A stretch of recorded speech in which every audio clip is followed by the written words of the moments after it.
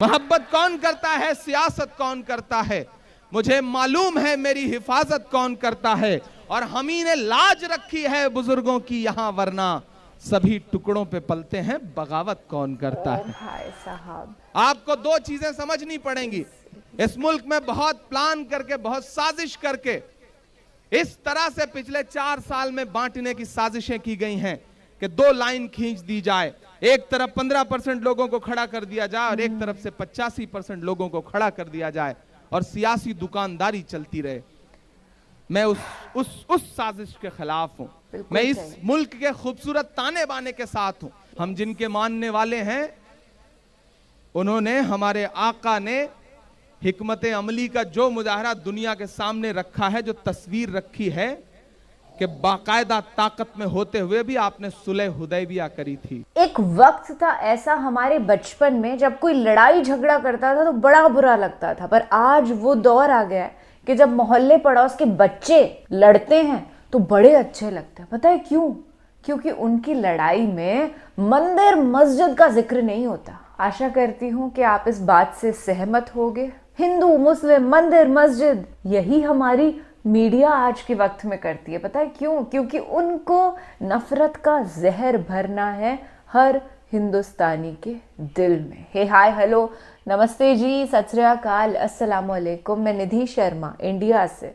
और दुख की ही बात है ये कि हमको अलग करने की साजिश रची जा रही है। मुझे नहीं पता कि मोदी जी किस गांव से, किस छोटी सी जगह से बिलोंग करते हैं कि उनकी सोच इतनी नैरो माइंडेड है। जबकि हमारा जो गांव है वहां तो अजान की आवाज सुन करके बड़े बुजुर्ग जो कि हिंदू परिवार से बिलोंग करते हैं, वो भी खुश हो जाया करते हैं कि चलो अल्लाह की अजान सुनने मिली। और हमारे गांव के जो मुसलमान हैं वो एक दूसरे को राम राम करके संबोधित करते हैं, ऐसे ग्रीट करते हैं। किसी के दिल में, दिमाग में, रूह में कोई नफरत है ही नहीं। ये तो मोदी जी भरना चाह रहे हैं और कहीं ना कहीं शहरों के अंदर तो खास तौर पर मोदी जी सफल भी हो रहे हैं। यार फिलहाल इमरान प्रतापगढ़ी साहब को सुनने के लिए आज हम इकट्ठे हुए हैं। ये जो सर्वेज हो रहे हैं ना इंडिया के अंदर, कभी संभल मस्जिद में हो जाता है तो कभी अजमेर शरीफ में होने की बात चलती है। हालांकि 20 तारीख आई थी कि इस दिन सर्वे होगा, आज 26 दिसंबर है। कोई सर्वे नहीं हुआ, ना हो पाएगा,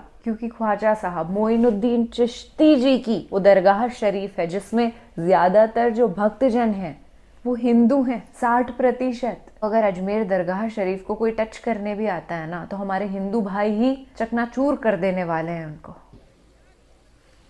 यहां पढ़े लिखे लोग बैठे हैं, आप जानते होंगे कि आप चाहते तो मक्का में जो लोग आपके खिलाफ साजिशें कर रहे थे, आप एक इशारा करते तो फरिश्ते अलग अलग तरह से उनका न जाने क्या कर देते। लेकिन आपने मक्के से मदीने हिजरत करी और अपने बिस्तर पर हजरत अली रजी अल्लाह अन्हु को सुला के गए ताकि दुश्मनों को भरम हो कि आप सोए हुए हैं। तो कहीं ना कहीं इस दौर में आपको यह बात समझनी पड़ेगी।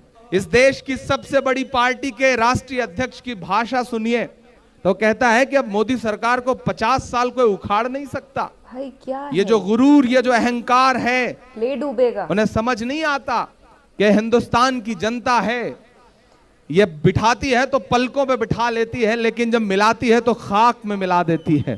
बिल्कुल सही।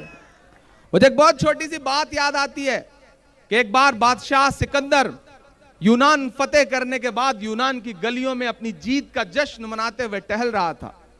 उसने देखा कि एक फकीर आदमी बेखबर सो रहा है, कोई परवाह ही नहीं, जैसे आजकल इस देश की जनता सो रही है, परवाह ही नहीं उसे कुछ। सिकंदर को गुस्सा आया, उसने लात मार करके उसे जगा के कहा कि बादशाह ने, सिकंदर ने शहर को फतेह कर लिया और तू सो रहा है बेखबर। उस आदमी को गुस्सा आया, उसने सिकंदर की तरफ देख करके कहा, शहर फतेह करना बादशाह का काम है और लात मारना गधे का काम है। ओ भाई, क्या दुनिया में इंसानों की कमी हो गई है जो खुदा ने बादशाहत एक गधे को सौंप दी है? आने वाले दिनों में जब ईवीएम का बटन दबा रहे हो तो इस बात का ख्याल रखिएगा कि बादशाहत किसी गधे को मत सौंप दीजिएगा, वरना 5 साल लात खानी पड़ेगी। मैं मिसरे पढ़ता हूं और आपसे दुआएं मांगता हूं। साहब, मैं शायर हूं, मेरा किसी राजनीतिक पार्टी से कोई लेना देना नहीं है, लेकिन अगर यहां चंद लोगों के बुलावे पर यहां खड़ा हूं, अपनी जिम्मेदारी समझते हुए, एक ऐसे दौर में कि जब गूंगे लोगों तक की जबान काटने की कोशिशें की जा रही हैं, तो हम जैसे बोलने वालों के साथ क्या सुलूक किया जा रहा होगा आप अंदाजा लगा सकते हैं। लेकिन मैं सिर्फ माइक पर अपनी नज़में पढ़ करके और लिफाफा लेकर के घर जाने वाली जिम्मेदारी से आगे बढ़ के अगर आपको बेदार करने की कोशिशों में हजारों हजार किलोमीटर का सफर करके आपके बीच आ रहा हूं, तो मेरे इस खड़े होने का मतलब समझिएगा। मैं 4 मिसरे पढ़ता हूं साहब और आपसे दुआएं मांगता हूं कि कुछ दिन में चलने ना लग जाए सरकार किराए पर, कुछ दिन में चलने ना लग जाए सरकार किराए पर, जीएसटी ने लगा दिया सब कारोबार किराए पर, जीएसटी ने लगा दिया सब कारोबार किराए पर, नालायक से पुरखों की जागीरें तक ना संभल रही। अब पहुंचना अगले मिसरे पे कि नालायक से पुरखों तक की जागीरें ना संभल रही, लाल किला भी उठा दिया है देखो यार किराए पर, लाल किला भी उठा दिया है देखो यार किराए पर। सर तोड़ दिया। लेकिन मैं उन ताकतों से यह भी कहना चाहता हूं, अमित शाह कहते हैं कि 50 साल तक मोदी को कोई हिला नहीं सकता। किसी शायर ने कहा है कि गमों की आंच में भी मुस्कुरा कर चलना पड़ता है, गमों की धूप में भी मुस्कुरा कर चलना पड़ता है, यह दुनिया है यहां चेहरा सजा कर चलना पड़ता है। और तुम्हारा कद मेरे कद से बहुत ऊंचा सही, लेकिन अगर आपके शब्दों को मैंने अपने शब्दों में जगह दी हो तो उठे के खात आपका गुस्सा तालियों में, कि गमों की आंच में भी मुस्कुरा कर चलना पड़ता है, यह दुनिया है यहां चेहरा सजा कर चलना पड़ता है। और तुम्हारा कद मेरे कद से बहुत ऊंचा सही, लेकिन चढ़ाई पर कमर सबको झुका कर चलना पड़ता है। क्या बात कही है सर, चढ़ाई पर कमर सबको झुका कर चलना पड़ता है।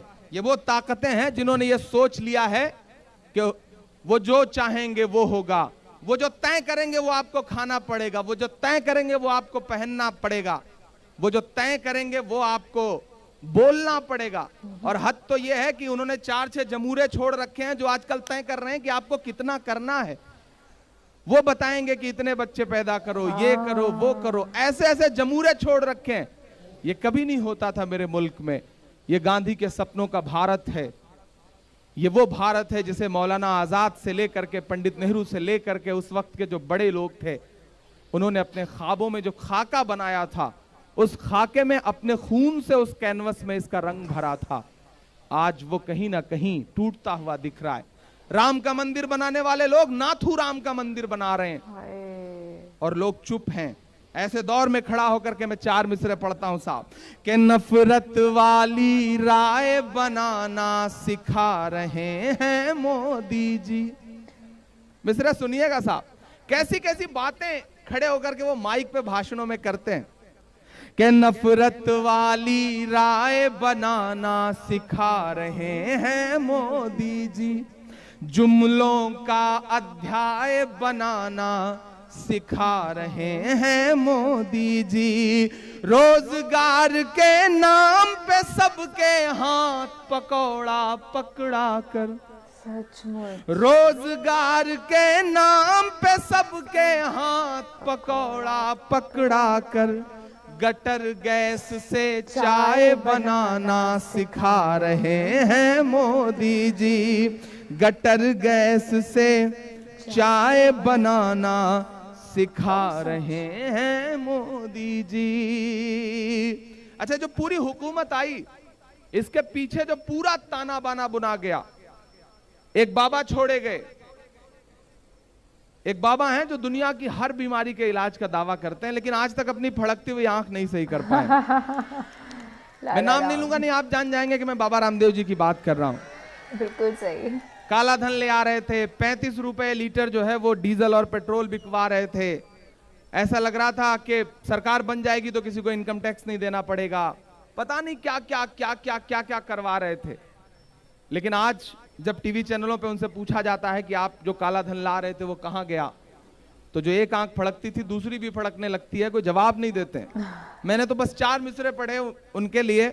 उन्होंने पिछले दिनों हरियाणा के पीस एम्बेसडर हैं, वो हरियाणा गवर्नमेंट के पीस एम्बेसडर होते हुए उन्होंने कहा कि कानून ने मेरे हाथ बांध रखे हैं, वरना जो जय नहीं बोलते मैं तो उनकी गर्दनें कटवा देता। तो मैंने 4 मिसरे पढ़े और आपसे दुआएं मांगता हूं। मैंने बस महज एक सवाल पूछा बड़ा मजे का, कि जो नफरत के सबब उठी थी वो ललकार किसकी थी। उधर जो पीछे लोग खड़े हैं वो बिल्कुल चुप हैं, उसी तरह जैसे आजकल अडवाणी जी संसद में चुप रहते हैं। तो थोड़ा सा आप सबकी भी शिरकत हो तो अच्छा लगेगा। थोड़ा सा आप लोग भी जुबान खोलें, अपना हाथ खोलें। मैं पढ़ता हूं, बड़ी मेहनतों से सजाई है जन संघर्ष यात्रा, कितने संघर्ष के बाद आज ये शाम आई है। तो मैं चाह रहा हूं कि इसे बहुत यादगार बनाया जाए, इसे तारीखी बनाया जाए, कि जो नफरत के सबब उठी थी वो ललकार किसकी थी।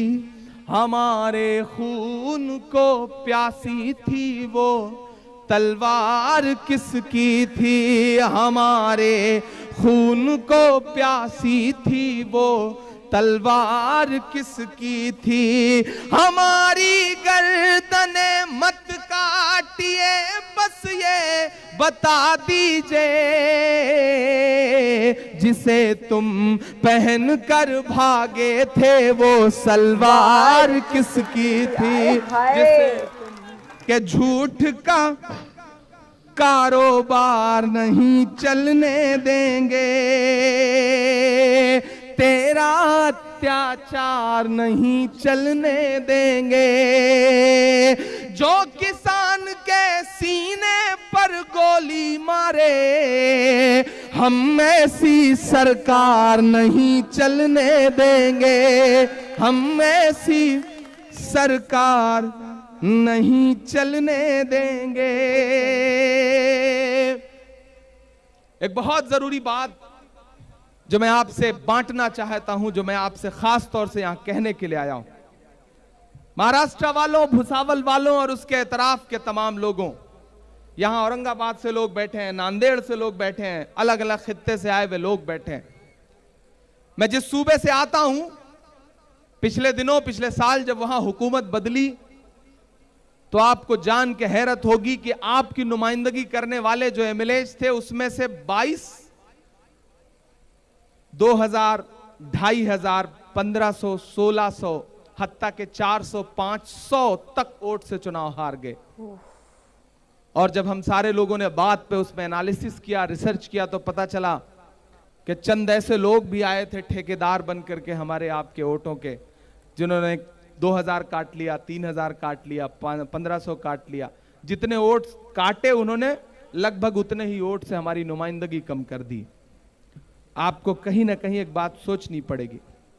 यहां तमाम मजहबों के लोग बैठे हैं, अलग अलग मजहबों के लोग बैठे हैं, और भीड़ में बड़ी तादाद में मुझे सुनने वाला मुसलमानों का एक ऐसा युवा तबका खड़ा है, नौजवान तबका खड़ा है, जो मुझे सुनता है, मुझे प्यार करता है, मेरी नज़्मों के साथ सफर करता है। तमाम बड़े। इतनी जल्दी वीडियो खत्म भी हो गया। यही है इमरान प्रतापगढ़ी साहब की कला का जादू, कि उनके साथ वक्त मालूम ही नहीं चलता कब निकल जाता है। और बाबा रामदेव जी की ये बात कर रहे थे तो मुझे याद आया कि उनका एक वीडियो पहले बड़ा वायरल हुआ था, जिसके अंदर वो अपने दोस्त से काले धन की बात कर रहे थे कि काला धन हमको अर्जित करना है, कैसे करना है, कब, कहाँ हमको मिलेगा। एंड पीस एम्बेसडर उन्हें कैसे बनाया जा सकता है, शांति का वो पैगाम देते कहाँ हैं। एक रोज मैंने सुना था कि वो नमाजियों को आतंकवादी कह रहे थे, मुसलमानों को घुसपैठिया कह रहे थे। ऐसे बयानबाजी करने वाला इंसान शांति प्रिय कैसे हो सकता है? वो तो आतंकी मानसिकता वाला है, क्योंकि वो देश के सच्चे निवासियों पर झूठे आरोप लगा रहा है।